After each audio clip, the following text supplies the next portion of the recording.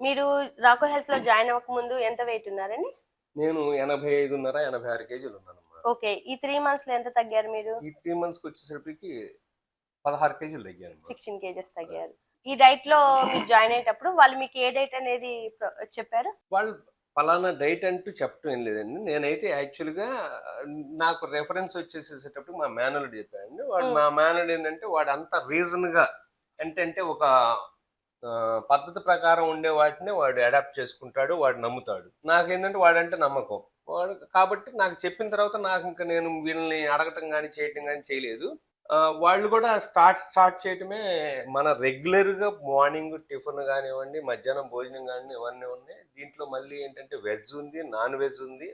వాళ్ళంతా కూడా మన నార్మల్ డైట్ గానే స్టార్ట్ అయిపోద్దండి. స్టార్ట్ అవ్వటం ఫస్ట్ 2, 3 వీక్స్. అంటే దీంట్లో ఒక 3 ఫేజెస్ ఉన్నాయని చెప్పారు వాళ్ళు. నేను వాటి గురించి కూడా పెద్దగా పట్టించుకోను. వాళ్ళు ఏం చెప్తే నేను అది ఫాలో అవుదాం అనుకున్నాను. ఫాలో చేశాను.